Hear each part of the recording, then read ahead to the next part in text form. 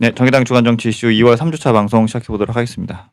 예, 오늘 눈이 옵니다. 예, 눈 많이 예. 왔더라고요. 2월 달에 눈 오는 것도 좀 드물지 않나요? 2월달은 많이 오지. 그래요? 서울초도 뭐 자주 왜 오죠. 몇 해 전에 4월 달에도 눈 많이 내린 적이 있었어요. 뭔가 외국에서 살 눈이 좀 많이 와서 이게 뭐랄까 올해는 눈이 별로 안 왔잖아요. 겨울 가뭄. 천마부터 까이시는데요. 겨울 가뭄. 심하시. 눈이 좀 대전이 많이 좀 와서. 남쪽이니까 좀 덜. 다르시겠구나.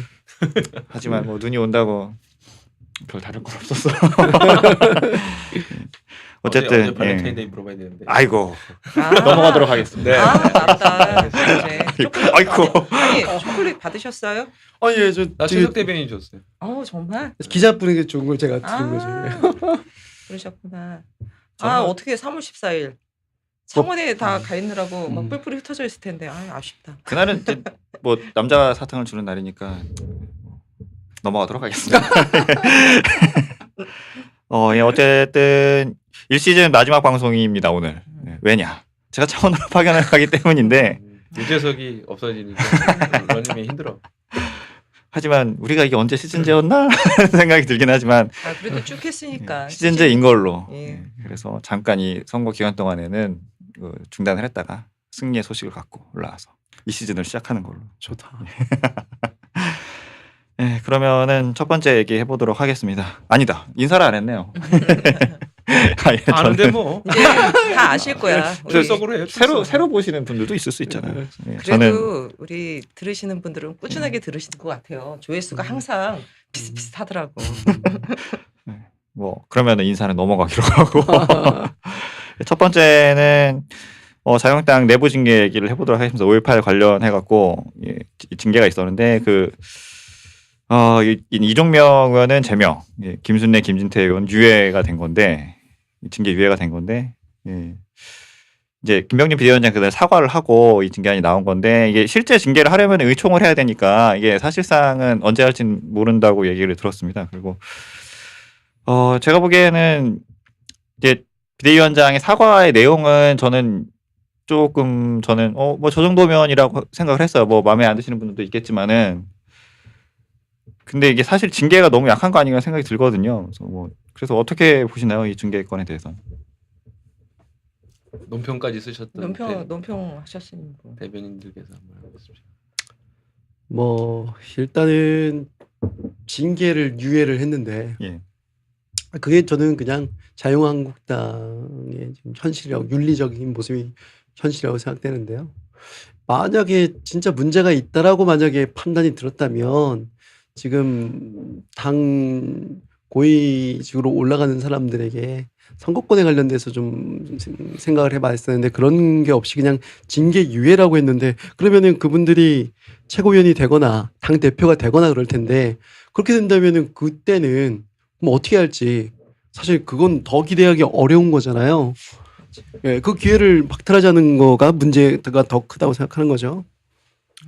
이게 그러니까 만약에 사안이 이런 게 아니었고 그냥 징계와 선거가 이렇게 물려 있다라고 생각을 한다면은 지도부가 어떤 특정 후보자들을 견제를 하기 위해서 징계를 내리는 경우를 뭐 그런 경우가 없어야 되기 때문에 사실 이런 내부 규정이 있는 게 아닌가 싶기는 한데 저는 이 자유한국당이 굉장히 허술한 정당이라고 느꼈던 게 뭐냐면 그러니까 수요일 날 그 윤리위원회에서 징계 논의할 때 그 막 도망다니면서 징계했잖아요. 몰래 징계.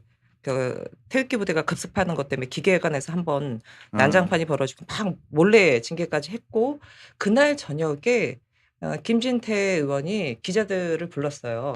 그리고 그때 이미 얘기를 했어요. 나는 후보를 등록했지만 당원 당규를 보니까 이렇게 돼 있어서 이건 나는 무조건 출마를 허할 수밖에 없다.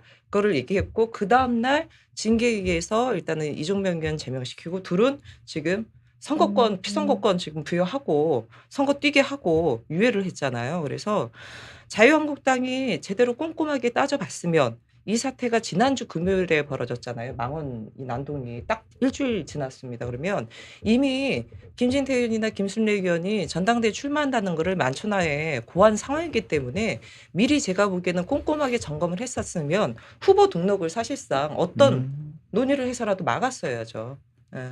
굉장히 좀 허술한 당이고 저는 이렇게 쓱 보니까 갑자기 진짜 그 생각이 딱 들더라고요. 지난번에 단식도 가짜였잖아요. 쇼였잖아. 응. 뭐 징계도 이거 가짜야, 쇼야. 예전에 신신혜 씨라고 있어요. 탤런트이자 가수이고 그 세상은 요지경이라는 정말 대한민국 유명한 가요사의 노래. 길이 남는 노래 부르지 마요. 노래 거기 나오잖아. 한 구절해 주셔야죠. 여기도 짜가 저기도 짜가 짜가가 파치다인데 야 이건 지금 자유한국당을 딱 두고 이 양반이 한 30년 전에 부른 노래가 아닌가. 아니, 연령대면인가? 나는 쇼 끝은 없다 노래가 생각나는데 노지경이 생각나요. 자유한국당 요지경. 쇼크는 없다가 뭐예요? 그 쇼 노래 있어요. 머스트 고 온. 쇼 끝은 아, 없는 거야. 왜 아시잖아요. 어머, 예. 나는 쇼 머스트 고온이라 그랬어. 아, 아니. 저는 계속 아니 그 노래는 알지만 쇼크는 없다. 예, 이 노래. 그런 노래. 예, 노래가 노래 있어요. 제목이? 예, 그 쇼 아, 끝은 없는 아, 그 거야. 노래는 알지. 그 노래예요. 쇼 끝은 없다. 그럼 어떻게 쇼하는데 나는 세상은 요지경이랑 어떻게 해. 쇼 머스트 고온밖에 생각 안 나. 너무 저 시간이 많이 지났다. 시장도 한마디 해주시죠. 그러니까 그 아주 일리 있는 지적이네요. 그러니까 12일이 등록이었죠. 그렇죠. 그러면 12일 이번 있으니까. 주 화요일 그러니까 이 방송이 나갈 때쯤은 그 지난주 화요일이고 그 사건이 벌어진 건 그 전주인데 난동은 8일, 등록은 12일, 징계는 13일, 최종 징계 14일이었으니까. 그러면 초기에 그 김병준 비대위원장이나 나경원 의지가 대표가 없었어. 이 정도까지 올 거였으면은 아예 처음부터 이건 심각하다. 바로 잘랐어야지. 윤리위원회 그 뭐 징계위원회 소집해가지고 바로 심사하자 이렇게 했어야 되는데 그게 아니라 뭐 우리 당 일에 왜 다른 당이 그러니까. 간섭하냐. 내부 문제 너무, 왜 그다음에 간섭하냐 뭐. 다양한 해석은 있는 거다. 역사의 뭐 이러고 진실에 뭐 다양한 해석 존재한다는. 한 대 때린 다음에 아프니? 네. 아픔을 줬다면 미안. 뭐 네. 이러니까 그런 여기까지 온 인식이 자기들 발목을 잡은 거라고 좀 보여지네요. 근데 저는 덧붙여서 굉장히 좀 심각한 일이 더 벌어지고 있다고 봐요. 그 지난주에는 뭐 난장판에 멍석 깔아줬다라고 했지만 지금은 멍석 차원의 문제가 아니라 오늘 OBS TV 토론회가 있어요. 근데 자유한국당 이번에 전당대회 대표들 TV 토론회가 무려 6차례가 있어요. 무려 6차례가. 이거는 아예 그냥 공중파에다가 대놓고서 그 토론회하면서 뭔 얘기 나오겠어요. 서로 짜고서 5.18 얘기는 안 할 수도 있지만 그러니까 제가 보기에는 나올 가능성이 높은 게 김진태 의원 같은 경우는 뭐 자기가 하고 싶은 얘기 아무 말 대잔치 하는 사람이고 어제 대전 충남 유세인가요? 거기서도 뭐 계속 우파 얘기하고 뭐 김순례 의원은 자기가 뭐 거의 죽을 것 같다며 우리 태극기 부대가 손잡아줘서 자기 살아나고 있다며 지금 뭐 난리도 아니잖아요. 이제 공중파에다 대놓고서 어떠한 이 망언을 할지 이거 예측 불허입니다. 이거 심각한 이 공중파 전파 낭비가 될 수 있고 이거는 아예 뭐 백주대낮에 국회에서 난동질이 아니라 방송 마이크를 잡고서 어떤 뭐 상상 이상의 끔찍한 말을 쏟아낼 수도 있기 때문에 이건 좀 방송사에서 이 토론회 전에 뭔가 제지를 하거나 주의를 주지 않으면 좀 큰일 아니 뭐 벌어질 수 민낯을 있겠다. 보여주는 거지 뭐. 저는 아니 그거에 또 환호하는 분들이 있잖아요. 부대분들. 그렇게 해서 국민들이 이제 쟤들이 어떤 애들이라는 걸 알아야지. 뭐. 저는 이번에 그러니까 이 징계 유예를 하면서 그러니까 뭐 자기네들 당원 당규가 그렇다라는 식으로 설명을 한 거 아니에요. 그리고 뭐 선거가 있으니까. 근데 이게 참 뭐 되게 이상하다 좀 이렇게 궁색한 변명이 되는 게 황교안 저 후보 등록할 때는 원래 당면 당규상 안 되는 건데 그치. 그때는 뭐 할 수 있다라고 해놓고 그러니까 이게 규정상 된다 안 된다가 이 사안마다 달라지는 거니까 사실 좀 설득력이 떨어지는 거죠. 이런 해명을 하더라도. 여하튼 그 당내에서 태극기 영향력이 점점 엄청나게 확대되나 진짜. 봐요. 굉장한 것 같아요. 그럼 그 안에서 탄핵에 찬성했던 의원들은 살아남기 어려운 거 아닌가요? 그렇게 되면. 모르겠어요. 아마 지금 머리 아플 거예요. 나는 그 생각도 했는데 우리 정의당 춘천시당위원회에서 지금 춘천에서 엄청나게 피켓팅도 하고 엄청 열심히 오늘 하잖아요. 눈 오는데도 예. 지금 김민태 의원 사무실 앞에서 예, 예. 피켓 들고 굉장히 그러고 열심히 있어요. 하는데 지역구가 김진태 의원 지역구가 이제 춘천이잖아요. 네. 내년도 선거 때 정말 자유한국당에서 공천하면 정말 난장판이 벌어지겠다. 공천 못 받지 않을까? 제가 보기에는 정말 공천하면 상식 이하의 당이죠. 진짜. 아니 근데 뭐 공천까지 가기 전에 일단 징계 이번에 한국당 최고위원 선거 끝나고 징계위원회 열릴 거고 그다음에 뭘 어떻게 할 거냐 이 문제가 남을 텐데 그거랑 그다음에 이제 의원총회에서 이종명, 김순례 그다음 누굽니까? 그렇죠. 김진태. 김진태, 만약에 3분의 이렇게 1. 세 명 다 제명으로 결론 난다면은 어떻게 할 거냐 이런 걸 좀 지켜봐야지 뭐. 근데 뭐 그 한간에 지금 뭐 자유한국당에서 이제 전대 끝나고서 예를 들어 김진태, 김순례도 그 똑같이 제명 처리가 됐을 때 자유한국당 의총에서 과연 3분의 1 이상 동의를 할 것이냐 말 것이냐 그 부분에 대해서는 그 예측하는 게 다 틀리더라고요. 설마 거기서 부결까지 하겠냐라고 생각하는 분들이 있는 반면 기자들 중에서 아니다. 저기 정말 태극기 무서워하고 그 태극기나 뭐 등등에 가만히 있지 않을 거다. 개별 의원들 어제 나경원 의원 뭐 자택 앞에서도 집회했더라고요. 태극기 부대가 그걸 난동을 부리기 때문에 부결될 가능성도 높다. 이렇게 좀 예측들을 하시더라고요. 그 태극기 부대 뭐 지난번에 한번 얘기했나? 집회에 가 보면은 그 버스 대절에서 오잖아요. 아, 기독교, 그 교회 다 교회 교회, 다. 원주 무슨 그 무슨 동 제3 왜 자꾸 원주 얘기하고 저 자꾸 원주 내가 말씀하고 그러세요. 그때 본 게 원주야. 원지였어? 그리고 뭐 어디 가보면 막 그 진짜구나. 난 그래요. 무슨 대전 무슨 교구 뭐 그렇구나. 어디 뭐 이렇게 해서 다 그렇게 써 있더라고. 그리고 막 무슨 뭐 이렇게 통성기도 같은 거 먼저 시작하고 아. 하고 이래서 이게 한국 대단하시구나. 보수의 마지막 보루구나. 근데 이제 이 그냥 태극기 부대가 그냥 동네에서 어영부영하는 이런 사람들이면 모르겠는데 만약 교회하고 연계돼 있으면은 각 의원들이 그 교회 세력을 뭐 이렇게 끌어들여야 되니까 굉장히 판단이 복잡할 수도 있죠. 한국당 내부에서. 뭐 관련해서 전당대회 얘기를 조금만 더 해보자면은 오늘 사실 저는 오늘 본 건데 그 문재인 대통령을 탄핵하겠다는 그 청년 최고위원이 나왔지 않습니까? 김재규? 예, 이름이 뭐더라? 근데 그 친구가 김준규? 그 후보가 예전에 SBS에서 하던 짝이라는 프로그램에 나왔었던 모태솔로 편에 나왔었던 사람이더라고요. 그래서 거기서도 매우 이렇게 그 이상한 행동들과 안 좋은 평가를 받고 모태솔로로 남은 캐릭터던데 이런 사람들이 나와서 이제 과격한 의견을 내면서 이제 뭐랄까 좀 이슈몰이 같은 걸 하고 있는 것 같은데 이게 뭐 얼마나 힘을 받을지도 궁금하고 그리고 오늘 또 여론조사 결과를 보니까 이 5.18 관련해 갖고 진짜 막 엄청나게 떨어지더라고 한 번에. 어제는 지지율이. 3% 떨어졌는데 예. 오늘은 한 어느 정도 떨어졌어요? 오늘 갤럽에서는 19%까지 나왔어요. 그러니까 그래요? 이게 뭐 얼마 전에 30% 가네만에 이랬다가 한 번에 이렇게 훅 빠지던데 이게 갤럽은 약간 한국당이 좀 네. 적게 나온 면이 있긴 한데 그래도 여하튼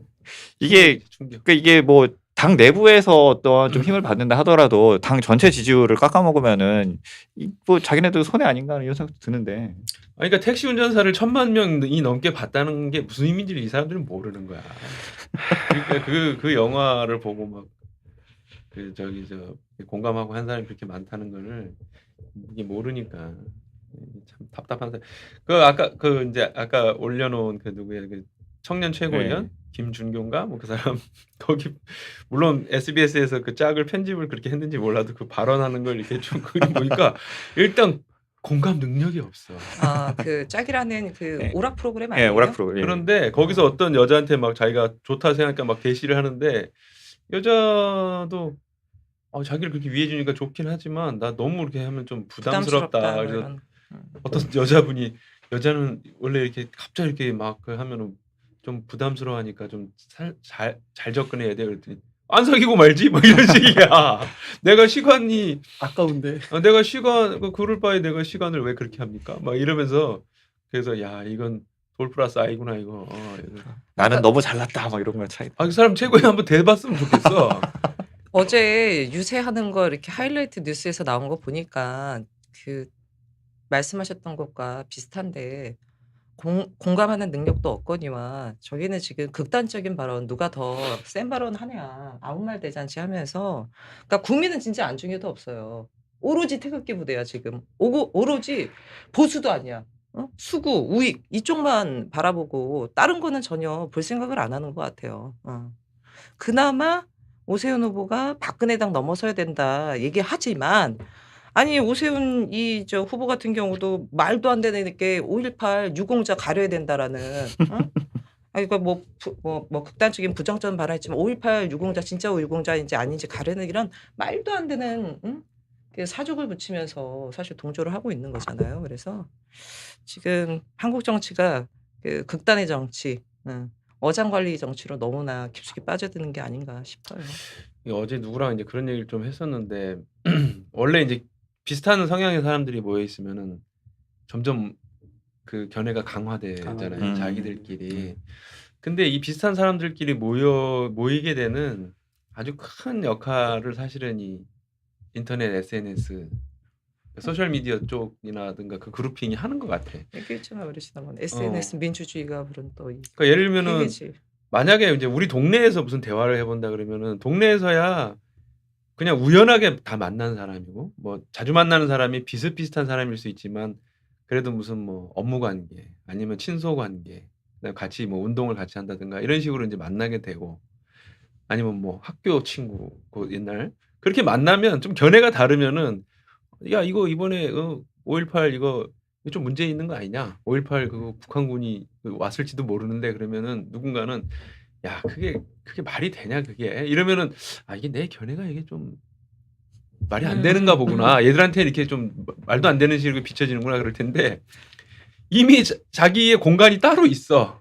어딘가에 가상에 실제로 막 전국이나 아니면 주변에 쫙 그 모여 있는 사람이 SNS 공간에 있고 그 사람들에 대해서 어떤 견해를 내면은 맞다고 난 몰랐다고 지금까지 속아 살아왔다고 하면은 점점 더 센 의견으로 가게 돼요. 그 점점 그렇게 가는 거지. 그래서 이 극단으로 가는 것 같아. 극단으로. 이게 SNS 그러니까 그런 SNS 필터 버블이라고들 얘기를 하는데, 그러니까 SNS는 차단 기능이 있잖아요. 그러니까 나랑 조금만 다른 얘기, 그래 너 차단하고 그 뒤로 안 보는 거예요. 그 과정이 몇 번이 반복이 되면 정말로 딱 걸러지는 딱 거지. 걸러져 갖고 내가 그러니까 이거는 사실 좌우 상관할 거 없이 저도 제 SNS 마찬가지거든요. 저도 들어가 보면은 당연히 정의당이 집권당이야. 그거 다 그런 사람들이니까. 그러니까 사람이 갖고 있는 속성일 네. 수 있어요. 네. 사람이 갖고 있는 속성이긴 한데 나와 뜻이 맞는 사람, 나와 편히 얘기하는 사람이랑 모이게 되는 거고 뭐 유유상종이 뭐 달리 나왔겠어요. 그러나 그럼에도 불구하고 뭔가 다른 의견이나 다른 견해에 대해서 한 번 더 숙고해보고 생각해보고 그래서 좀 걸러내야 되는데 그런 게 없다 보니까. 나 일부러 막 보수 우파 사람들 막 팔로우하고 막 그러는. 저도요. 불편하지만 아, 정말 이렇게 생각하는구나. 그래서 저도 그런 되게 많아요. 제 친구 중에. 속으로 우리- 미쳤네 그러면서. 우리 유유상종이나 보다.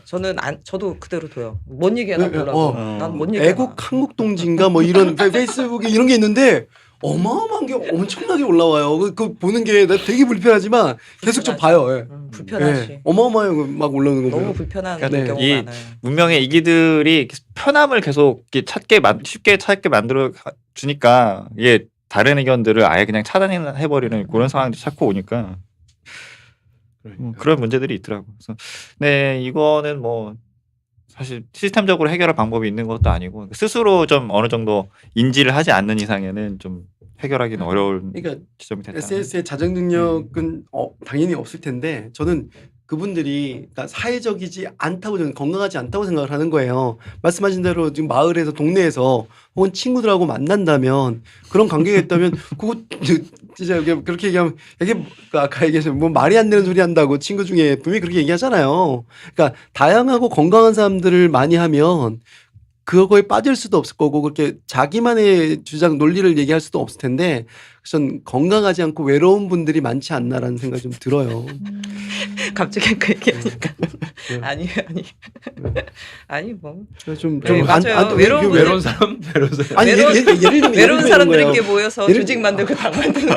그러니까 예를 들면 자녀들하고의 아니, 관계가 맞아. 좀 젊은 자녀들하고 관계가 좀 소통이 원활하다고 한다면 아버지 이런 거 아니에요 이런 것도 보세요라던가 요 정도만 해도 좀 다른 생각을 가질 수 있을 텐데 그렇지 못하다는 거죠. 네. 요즘 어르신들도 자식들 설득하려고 많이 노력하시더라고. 한번 볼래? 뭐 이런 거. 오히려 아니 그게 저는 이렇게 인터넷에 완전 묻혀 살았던 사람으로서 그게 사실 오프라인이랑 많이 다를 건 없는데, 그러니까 어차피 오프라인에서도 그런 사람들이 있어요. 조금만 싫은 말 해도 아예 그 인간관계 끊어버리고 안 만나고 그런 사람들도 그렇죠. 있긴 한데, 근데 이게 온라인과의 차이점이 뭐냐면 온라인은 정말 차단 버튼 한 번만 누르면 되지만 너무 손쉽게 차단돼. 오프라인 같은 경우에는 이사를 가든지 뭐 이렇게 해서 만나지 않을 계속 이게 유입이 되고 이거를 이렇게 좀 들어오는데 그러니까 차단을 한다라는 게 본인이 집안에 숨지 않는 이상은 힘들단 말이에요. 근데 그런 어떤 그 쉽고 어렵고의 문제 때문에 좀 온라인과 오프라인의 차이가 난다라는 생각이 들더라고요. 그 제가 우리 김종철 실장님한테도 뭐 여쭤보긴 했는데 이번에 처음이 아니었더라고요. 제가 보니까 5.18 망언 왜곡 금지법 이번에 지금 사당이 같이 준비하는데 이거 검색하다 보니까 이전에 박지원 의원이 이거 준비도 했었다가 안 되고 뭐 등등 스토리가 있던데 좀 어떻게 돼가고 있나요, 그거는? 이번에 그 사당이 같이 그 논의하고 있는 5.18 왜곡 금지법은 그냥 5.18 특별법에 예, 그 처벌 일부 조항을 하나 개, 넣는 거예요. 일부 개정안으로 예, 들어갔더라고요. 그러니까. 들어가서 그 이제 뭐 무슨 서면, 도화, 그다음에 이제 공개 발언, 막 그러니까 공개적으로 여러 사람 있는 곳에서 뭐 주장하고 이런 5.18을 모독하고 뭐 왜곡하는 거에 대해서 7년 이하 그리고 7천만 원 이하의 벌금, 7년 이하 징역, 7천만 원 이하의 벌금으로 이렇게 해서 상당히 세게 이렇게 하는 거고 이게 이전에는 박광온 의원이 냈던 안이라고 그래요. 근데 그것이 이제 잘 얘기가 안 되다가 이번에 이번에 다시 이런 사태가 있음으로 인해서 그 사당에서 전격적으로 이제 합의를 한 거고 지금 현재 바른미래당 누굽니까 그 김관영 원내대표가 지금 저 외국에 가 있기 때문에 국내 귀국을 하면은 적극적으로 이제 해서 될 것 같아요. 아니 제가 이번에 그 때문에 이렇게 뒤져보다 보니까 해외에도 그런 사례가 있나 망언 관련돼서인데 프랑스에 있더라고요. 그 르펜이라고 잘 아시죠? 예. 구구 인사 그 대통령 그 요번에 지금은 딸이고 그 전에 그 아버지 되는 르펜이 그 독일 나치와 관련돼 가지고 그 가스실에서 벌어졌던 만행은 1, 2차 세계대전의 전체 일정에서 별거 아니에요. 정말 극히 미약한 일이다. 그 얘기해 가지고 우리나라 돈으로 얼마 벌금 나오는 줄 아세요? 2억. 우리는 개소법이라고 예, 나치 전쟁 범죄와 관련돼서 이거를 미화하거나 심지어 의심을 해도 처벌을 받는 거래요, 법이. 그래서 그때 그 발언 해가지고 우리나라 돈으로 2억 벌금형 나왔는데 10년 지나가지고 무슨 출판 기념회 때 또 누가 물어봤대요. 그랬더니 그 책의 전체 그 1, 2차 세계대전 전체 한 권의 책이라면 가스실에서 벌어진 일은 한 15줄 정도밖에 되지 않는다. 또 그 발언 한 거야. 그래서 어떻게 됐던 줄 아세요? 감옥행. 감옥 갔어요? 네, 감옥 갔대요, 그걸로. 그래서 야, 우리가 이렇게 표현의 자유 막 이런 얘기를 엄청 많이 하는데 프랑스 같은 경우는 워낙 뭐 자유로운 영혼에 막 그렇잖아요. 예술인이 뭐 등등 했었는데 야, 우리는 세 발의 피다. 저기에 비하면. 그러니까 표현의 자유라고 하는 게 그러니까 굉장히 중요한 요소인데 근데 다만 그게 어떤 그 굉장히 많은 사람이 신체적으로 고통받거나 또는 이렇게 죽었거나 이런 그 희생자들이 있는 부분에 대해서 그것에 대해서까지 막 모든 표현의 자유 뭐 너네 아버지가 잘못해서 죽었을 수도 있지 않냐 뭐 이런 식으로 막 해서 모독을 한다거나 거기 불순한 그렇죠. 사람들이 들어가 있어서 다 죽은 거다 막 이런 식으로 하면은 당연히 그 사회 혼란을 수습하기 위해서도 그런 표현은 제한을 가야 되는 거예요. 그렇죠. 보통 그 저기 보면은 좀 그 표현의 자유를 굉장히 잘 드러낸 영화 중에 하나가 저거예요. 허슬러 주인이 나온 레리 플랜트. 레리 프린트라는 영화가 있는데 거기서 표현의 자유가 이제 대법원에서 이렇게 좀 막 웃으면서 이 정도는 표현의 자유지 하는 게 뭐냐면은 그 굉장히 유명한 목사가 있어요. 그게 굉장히 그 유명한 목사고 존경받는 목사인데 그거를 이제 허슬러 그 이제 포르노 잡지의 그 주인인 레리 프린트가 알고 보니 그 사람이 어렸을 때 뭐 근친상간을 했다는 등 뭐 이런 식으로 약간 모욕적으로 써놓은 건데 내가 코믹하게 써놓은 거야 이게. 그러니까 진짜 뭐 사실인 것처럼 쓴 건 아니고. 그 제가 정확히 설명을 해드리자면 네. 제 기억에는 그 목사를 봤는데 기억이 안 그 희화화 희화해갖고 술 광고였나 그랬을 거예요. 그래서 맞아. 이 술을 마시면은 그 목사가 수간을 했다 이렇게 뭐 광고를 낸 거예요. 그 정도로 이렇게 취하는 술이다 뭐 이런 식의 뭐 아마 그랬을 거예요. 아 맞아. 근데 그럴 거야, 아마. 그래서 재판을 했는데 누가 봐도 이건 뻥이라고. 넷플릭스에서 오늘 우리 봐요. 나 옛날에 봤는데 기억이 안 나. 옛날에 봤는데 요새 그래서 그때 대법관들이 막 웃잖아요. 예. 아 이런 걸 뭘 또 이런 걸 그러니까 그냥 목사님 거 이거 뻥이니까. 누가 봐도 거짓말인 거 다 아니까 신경 쓰지 말라 그런 식으로 하는. 그렇지. 이제 그런 것이라면 이제 우리가 뭐 사회적으로 용인하고 그런 건데 이 엄청난 희생자들이 있고 그들이 아직까지 고통받고 있는데 이거에 대해서 그 막 표현의 자유라는 이름으로 하면 그에 응당한 처벌을 받아야죠. 그렇죠. 그거는 뭐 표현의 자유가 권리라고 한다면 그 권리에 합당한 의무가 있어야 되는데 의무는 뭐 하지 않고 뭐 짓거리고 싶은 대로 짓거린다면 말이 안 되죠. 저는 이번 주에 우리 정의당이 맨 먼저 그 지만원 씨 포함해가지고 망원 3인방 고소고발했잖아요. 그래 정말 좀 잘했던 것 같고 특히나 그 지만원 씨에서 광수 184호로 지목받은 그 곽희성님께서 정말 그 연락받고 그날 그냥 뭐 하시는 일도 계실 텐데 열일 제껴두시고 바로 KTX 타고 오셔가지고 중앙지검에 고소고발했어요. 정말 감사하더라고요. 난 그것도 너무 코미디인 것 같아. 그 지만원 얘기하는 게 자기가 이렇게 막 지목을 했는데 아무도 반박을 안 한다. 그 지목된 사람들이 그러니까 본인이 뭐 듣도 보도 못한 인물인데 뭐 거기서 무슨 주장인지 아무도 모르고 있으니까 자기는 뭐 세상에 중요한 인물에 생겨서 내가 이런 거 얘기하면은 당사자들이 막 나와가지고 막 그 사람들한테 개인적으로 연락한 것도 아니고 당신 이 사람 그 간첩 아니야 이런 것도 아니고 그러다 이번에 이슈가 됐다 보니까 이걸 나를 뭐 광수 몇 호로 해놨으니 그런 사람들이 속속 나타나고 있잖아. 그러니까 한 인간이 그 이 망상에 빠지면은 얼마나 희한한 일을 할 수 있는가를 보여주고. 그 곽희성 거지. 씨는 지금 북한군이라고 지목하신 분이 권춘하계라고 2006년에 황해남도 인민위원회 위원장이었던 분을 이렇게 사진을 같이 해놔가지고 너무 황당하더라고요. 제가 카톡으로 이거 받은 거 보고서 어머 기가 막힌다. 아무리 세월을 아, 나 해도 이런 데 같은 다니- 얼굴이 아니야 같은 얼굴이. 나 이런 데 가면 가끔 막 나영석 PD 오셨냐고 막 그런 그럼 꽤 많어. 한둘이야. 와 나 몰랐는데. 아니, 비슷하다. 그렇더라고. 아 비슷하다.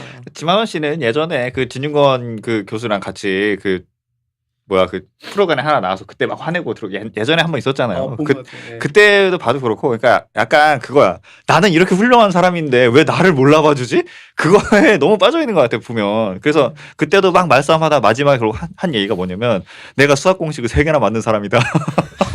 그거 어제도 나왔잖아요. 내가 우리나라에서 수학 공식을 만드는 최고의 지성인데 진짜예요? 고등학교밖에 무슨 안 나온 공식을? 사람들이 하면서 응. 완전 그 학력 차별적인 발언까지 그러니까 했어요. 네. 사실 예전에도 보수적인 사람이긴 했지만 이제 뭐 99년도 뭐 98년 요때쯤에는 보수적인 사람이긴 했지만 지금처럼 심하지는 않았었고 또 그 김대중 대통령이랑도 뭐가 뭐 이런 게 있었다고 하더라고요. 그때만 하더라도 자기를 인정해 주니까 그랬다가 근데 한 자리 할 줄 알았던 거지. 대통령 되고 나서 김대중 대통령 한 자리 할 줄 알았는데 아무것도 없은 자 개털이니까 화가 난 거야. 그래서 내가 이렇게 훌륭한 사람인데 왜 날 못 알아? 이게 사람이 이러면서 막 가버린 그런 거더라고. 근데 그런 거에 휘둘리는 한국당이 더 웃긴 거야. 아유, 진짜. 그러니까 참 이 인정 욕구가 이게 심해지면은 사람 저렇게 되는구나. 맞아. 힘만 있었으면 막 누구 찌르고 막 이랬을 거야. 조심해야 돼. 난 요번에 이 건 터지고서 들었던 얘기 중에서 제일 진짜 그 코믹하면서 밑에 있었던 말이 그 옆나라에서 허구한 날 일본 말로 하는 망언을 들었는데 이제는 한국말로 된 망언까지 듣냐. 그걸 누가 그런 말을? 대단하다. 그래서 그 얘기를 다 들은 와, 순간 진짜 대단하다. 허를 찌른다. 허를 찌르. 야, 이제는 일본 말도 모자라서 한국말로 된 망언을 우리가 들어야 합니까? 나 이랬는데. 와. 뭐 얘기를 하다 보니까 뭐 표현의 자유 얘기도 나오고 인터넷 얘기도 나오고 했는데 또 두 번째 주제도 관련된 주제입니다. 사실 이번 주에는 저는 이 주제가 제일 좀 한 이슈였다고 생각을 하는데 HTTPS 차단 문제입니다. 이제 이게 이제 20대 30대 남성층에서는 특히 그런 그 관련 사이트에서는 가장 좀 이슈가 됐었는데 2월 11일부터 HTTPS 그러니까 인터넷 주소 앞에 HTTP 말고 PS도 있는데 PS로 시작하는 사이트들까지 차단이 되기 시작했습니다. 그러니까 이게 예전에 기존의 기술로는 HTTP로 되어 있는 사이트들은 다 차단을 했었어요. 그 문제가 있는 사이트들은. 그랬다가 그 사이트들이 HTTPS로 이제 프로토콜 규정이 바뀌고 있으니까 HTTPS로 바꾸면서 기존에 있었던 차단 방식이 안 통해 갖고 다 그냥 열려져 있는 상태였는데 이제 이거를 이제 차단하는 방법을 개발을 한 거죠. 그래서 이제 거기들이 2월 11일부터는 닫히고 있는데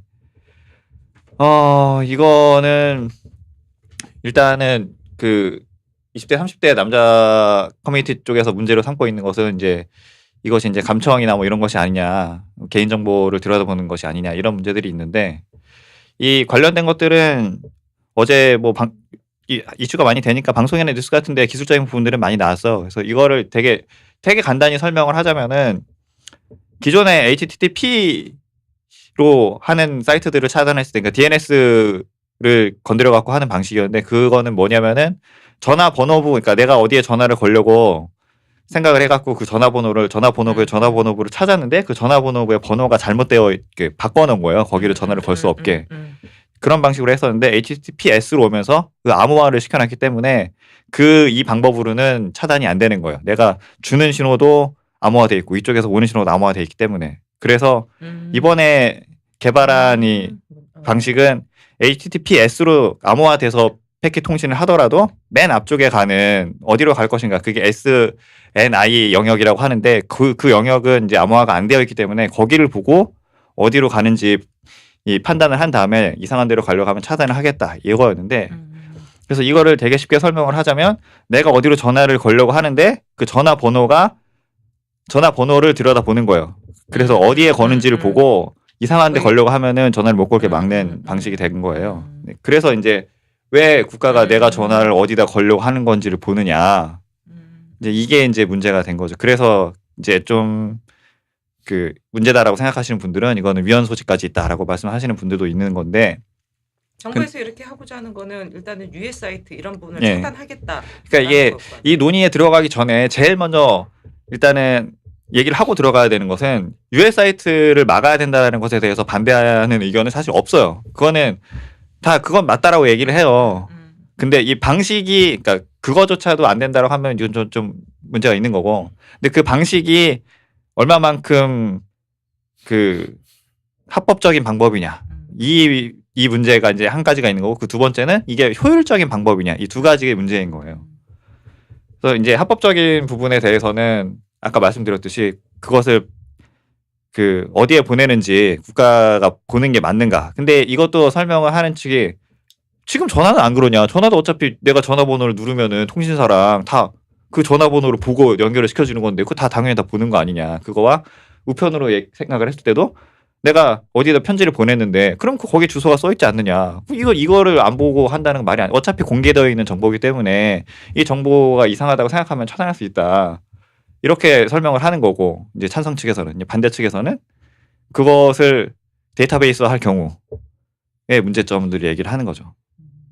그래서 이게 이제 합법화의 어떤 그 문제점에 대해서 이제 대립을 하고 있는 거고 두 번째 이제 효율성의 문제인데 사실상 이 방법이 못 막아요. 그러니까 사실 얘기를 하자면은 예전에 HTTPS 막았던 그 DNS 스푸핑 방법이나 이런 것들도 다 우회가 가능해요. 그 VMP라고 하는 거기로 가면은 다 이렇게 VPN이라고 하는 그 사설 서버 망으로 들어가서 이렇게 통과하게 되면 다 되거든요. 그러니까 이게 어차피 막을 수는 없어요. 예전의 방식도 못 막았었고 HTTPS가 나오면서 더 못 막으니까 사실 다른 방법을 도입을 한 건데 이것도 지금 사실 잠깐 이 혼란이 있는 거지 다 못 막게 되어 있거든요. 사실 결국에는 지금도 사실 유료 브라우저들이 있어요. 그 뭔지 말하자면 좀 그렇지만 브라우저가 유료예요? 예, 유료 브라우저 펭귄 이것도 유보하는 방법을 알려주게 되는 거라 약간 그렇긴 한데 펭귄이 그려진 그 유료 브라우저가 있습니다.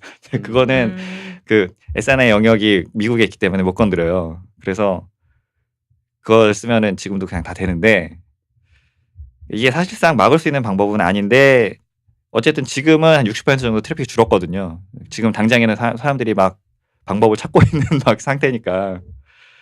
근데 이게 결국엔 퍼지게 되고 이 방법도 언젠가는 아무 소용이 없게 바뀌게 될 건데 이게 왜 그런 거냐면 이 방법이 자꾸 못 막게 되는 거냐면 이 차단을 하는 기술 자체가 그 해킹의 기술을 응용을 한 거예요. 그러니까 인터넷 보안을 개발하는 사람들은 해킹을 막아야 되는 거니까 이 방법으로 할 수 없는 기술 개발을 계속 하는 거고 이거를 막는 측에서는 해킹 기술을 계속 응용을 하게 되는 이런 상황이 돼버린 거란 말이에요. 그러니까 근데 이거에 대해서도 그럴 수 있어요.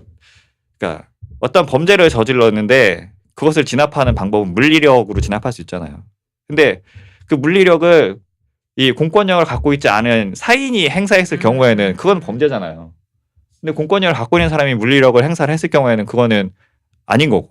이것도 마찬가지인 거예요. 이 기술이 해킹 기술이긴 해요. 그러니까 확실한 해킹 기술인데 이 기술을 어떤 그 공신력이 있고 공권력으로서 행사를 하게 되는 것과 이것을 해커들이 사용하는 것은 다르게 봐야 된다라는 의견도 있는 거죠. 제가 이 부분 자세하게 잘 몰라서 그런데 그렇게 차단을 만약에 하더라도 어차피 효용성의 측면에서 계속 또 다른 해킹 기술이 나온다고 하는데 그럼 굳이 이렇게 할 필요가 있을까요? 그때그때마다 뭔가 예. 차단하고 이렇게 하면 되는 거 아닌가? 그러니까 그 차단이 안 돼요. 그러니까 지금 이 기술이 아니면 지금 차단을 못 해요. 그러니까 그 사이트를 닫게 만드는 게 사실은 가장 확실한 방법인데 이거 외국에 있기 때문에 국내 법상 불가능하거든요. 이게 사실상 좀 방법이 없어 궁예지책으로 찾은 거예요. 솔직히 얘기하자면 이 해킹 기술을 응용을 하는 차단 방법이 나온 것 자체가 이게 오래된 기술이긴 한데 95년부터 이런 방식으로 계속 기술을 발전시켜 왔던 건데 외국에 있는 사이트들을 막을 방법이 없으니까 국내법으로서는 그래서 이제 출발지를 막아버리는 방식으로 이렇게 했던 그런 건데. 근데 SNI 필드는 뭐 해킹을 안 해도 다 알 수 있다면서요? 예, 그러니까 근데 어쨌든 그 이 해킹이라는 게 수위가 예, 뭐 다양하니까. 수위가 있는 거니까 이 그런 거야. 그러니까 내가 여기서 이렇게 글씨 써갖고 이렇게 줬는데 이걸 이 사람이 보는 것도 해킹일 수 있는 거예요, 사실상. 그런 거죠.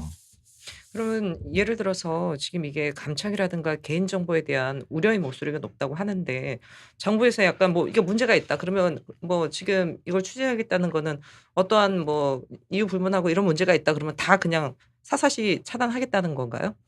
그래서 그 부분도 이제 문제시 삼는 부분들이 있어요. 그러니까 첫째는 그러니까 이거를 심의를 하는 거를 방송통신위원회 이렇게 소위원회에서 하는데 방통위 소위원회에서 하는데 그러니까 이제 정부에서는 이게 뭐 정부에서 독단적으로 하는 게 아니라 그 방통위는 이제 어떤 민간 기구고 그래서 거기서 그 선별된 심사위원들이 심사를 하는 거다. 그렇기 때문에 어떤 공정성이 확보가 된다. 그래서 뭐 그런 식의 설명을 한 건데 근데 이 사실상 회의록을 보면 거기 이제 소위원회 심사위원들 5명이서 하루 동안 4,000건을 심의를 한단 말이에요. 그러니까 이게 뭐 심의를 예. 굉장히 신용이네 신용. 그러니까 근데 원래 이런 심의들이 사실 실무 단위에서 하는 거고 일단 그 이제 거기 이제 소위원회로 올라오면은 이제 통과의 과정 그거는 뭐 사실 어쩔 수 없는 부분이긴 한데 과연 이것이 어느 정도 좀 강력한 감시 영역 안에 있는가에 대해서 좀 의심을 가질 수는 있는 거죠. 근데 지금 이 상황에도 좀 이게 좀 강력하게 추진을 했던 거는 그런 여론도 있어요. 그러니까 지금 뭐 이렇게 이런 좀 그 리벤지 포르노라든지 이런 영상들이 막 돌아다니는 그런 피해자들이 막 양산이 됐을 때 정부가 왜 손 놓고 있냐는 여론들이 엄청나게 많았단 말이에요. 사실 이제 이게 이쪽 기술을 아는 사람들 입장에서는 정부가 그러니까 지금 그 사람들이 생각하는 그 어떤 합법적인 방법을 갖고 막을 수 있는 방법은 없어요, 사실상. 해킹 기술을 활용하지 않는 이상 방법이 없어 막을 수 있는 방법이. 근데 계속 손 놓고 있다는 소리는 들으니까 어쨌든 방법은 찾은 건데. 그러니까 이제 우리가 이제 문자 메시지나 카카오톡이나 이런 것도 주고받으면 여하튼 데이터는 쌓이잖아요. 저기 최소한 뭐 한 달이든. 근데 이제 얘기를 들어보니까 그거를 이제 통신사가 갖고 있다가 의무적으로 폐기를 한다고 그러더라고. 의무적으로 계속 폐기를 해요. 그러니까 일정 기간이 지나면은. 근데 나중에 내 핸드폰에서 이제 문자가 발견되지도 않고 뭐 카카오톡 뭐 이게 발견되지도 않았는데 그게 공개가 됐다. 뭐 예를 들면 검찰이나 이런 데서 알게 되어서 그걸 증거로 들이댔다 그러면은 손해배상을 엄청나게 세게 물 수 있는 거야. 그러니까 피해자라고 이제 주장하는 사람이. 그러니까는 그 통신 회사는 그냥 뭐 저기서 뭐 달라고 해도 절대 안 주고 그냥 우리는 다 날렸다. 우리는 그거는 그래서 뭐 보통 걸리는 거 보면 다 여기서 핸드폰 압수돼 가지고 근데 뭐 포렌식하고 뭐 뒤지고 해가지고 안 지운 거 나온다는 거 아니에요? 근데 이제 그런 걸 적용을 해 보면 정부에서 그러니까는 어떤 사이트에 누가 접속했다는 건 어쨌든 개인정보니까 접속을 시도했다, 접속을 하려고 했고 접속했다 이런 거는 개인정보들인데 이런 걸 수집하고 있다면 그거를 본인 책임하에 반드시 다 폐기를 해야죠. 그래서 이제 나중에 그것이 어떤 문제가 됐을 때 이제 국가에서 책임을 진다든가 이런 거는 해야 될 것 같아. 그런 조치를 최소한 해놓지 않고 그냥 이렇게 쌓아놓고 있다 이러면은 문제가 되겠죠. 그러니까 이게 그래서 이 박범계 의원이 통신비밀보호법 일부 개정 법률안을 낸 게 있어요, 사실 작년에. 근데 그게 이제 이 기술이 막 한참 개발이 되고 있던 시기였으니까 낸 건데 그게 뭐냐면은 이 패킷 감청 기기를 법원에서 관리를 하고 이렇게 해야 된다. 뭐 그래서 이제 어떤 뭐 예. 감춰야하다가 예, 어떤 의지를 갖고 뭔가 된다거나 이런 거를 좀 좀 감시를 해야 된다는 취지의 법안이 발의가 되어 있는데 지금 뭐 이렇게 국회 공전이니까 이게 통과는 안 되고 있는 상태인 거고. 근데 이게 그렇다 하더라도 위험성을 자꾸 얘기하는 사람들은 이것이 만약에 그 다른 방식으로 활용이 됐을 경우에는 상당히 위험할 수 있다. 왜냐하면 중국에서는 그 DNS 스푸핑식으로 다 차단을 황금 방패라고 해서 다 막아놓고 있었는데 이번에 우리가 하는 이 HTTPS도 막는 이 기술은 중국에서도 사용하지 않았던 기술이에요. 우리가 최초기도 하고 아마 최초일 거야. 네, 정확히 모르겠는데 예. 근데 중국에서는 어떤 것까지 좀 시도를 했었냐면은 누적 데이터를 모으는 거예요. 그러니까 저 사람이 어디에 자꾸 들어가려고 했는가. 그래서 성향 분석을 해보려고 했었던 사례도 있거든요. 예, 그러니까 이게 활용이 되면 그렇게도 가능한 거예요. 그러니까 그런 부분에 있어서 좀 우려가 된다. 이런 얘기를 하는 거고 또 지금 그 이걸 반대하는 여러 단체들이 있잖아요. 무슨 뭐 오픈된 뭐 이런 데서. 근데 그쪽에서 주장을 하는 거는 우리는 사실 그러니까 예전에 차단을 했었던 그 뭐 이상한 데 들어가면 워닝닷컴으로 연결이 되는 그 방식에서도 반대를 했었던 꾸준히 반대를 오래 해왔고 이번만이 아니라 이 방식이 문제가 있다고 해서 계속 반대를 해왔는데 지금 반대를 하면 그러면 너네 그 리벤지 포르노에서 찬성하느냐 이렇게 공격을 받는 게 억울한 거죠. 그 문제가 아니라고 그거를 막지 말아야 된다라고 얘기하는 게 아니라 수단이 문제가 있다. 그래서 이거는 그래서 저도 사실은 좀 문제가 있다고 생각을 하는데, 그러니까 이게 좀 우리 이 진보 진영 안에서도 의견이 많이 갈리는 거예요. 근데 저는 제 입장에서는 그런 게 있는 거지. 목적은 맞아요. 근데 목적을 달성하기 위한 수단이 정의롭지 않을 경우에 어떻게 해야 되는가. 그리고 뭐 좀 그런 문제들이 있는 거죠. 좋은 강의 들은 걸로. 네. 그러니까 이게 저는 약간 철학적인 부분에 대해서 좀 고민을 해볼 필요가 있다고 생각을 해요. 이 실효성 문제와 특히나 이제 진보 진영이라고 한다면 사실 이런 수단의 정의로움을 더 그렇죠. 추구를 해왔었잖아요. 그렇죠. 네. 그래서 이게 수단의 정의로움이 아닐 수도 있는 거라고 저는 느껴져요. 이게 제 개인 생각이긴 하지만 그래서 조금 더 얘기를 해보는 것이 맞지 않을까 그런 생각 들고. 근데 이게 지금 현실적으로 너무 심각한 피해자들이 양산이 되고 있기 때문에 어떤 좀 강력한 방법을 통해서라도 일단은 선제 조치를 막아놔야 된다라는 의견에도 수긍은 되긴 되거든요. 그래서 이거는 답을 내리기가 좀 어렵다 생각이 들더라고요. 그거 유출한 놈 그냥 일벌백계를 해가지고 좀 뭔가 보여줄 필요가 있지 않나? 유출한 사람을 추적해 잡는 거는 쉬운 일이에요? 그게 그 서버들이 미국이나 어디 외국에 다 있기 때문에 그게 쉽지가 않아요. 그리고 거기도 다들 자기네들끼리 숨기 위한 정말 여러 가지 방법들을 쓰거든요. 그러니까 미국 경찰도 미국 내에서 못 잡고 있는데 미국 내에서 미국 같은 경우에는 아동 포르노 이런 거 심하잖아요. 그런 거 못 잡는 경우도 있는데 한국 사람이 거기서 그렇게 하고 있는 거 미국이 쉽게 잡을 수 있겠느냐. 터미널 화장실 가면은 다르게 써 있던데 불법 촬영 뭐 유포자는 기필코 잡힙니다 이렇게 써 있던데요. 그러니까 그게 외국으로 넘어가게 되면은 그런 문제들이. 그리고 이게 사실 그런 리벤지 포르노 문제에서 또 있지만은 또 하나 또 큰 거는 웹툰이에요.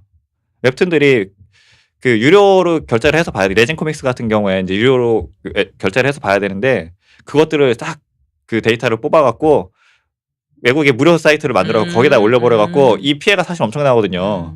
그런 게 또 있고. 공짜로 웹툰 보는 사이트들이 다 생겨버려갖고 그거 잡는 거예요. 그거 막은 것도 크고. 그러니까 그런 거 생각하면 그런 생각 드는 거죠. 돈 문제에 걸려있으니까 열심히 하는 건가? 막.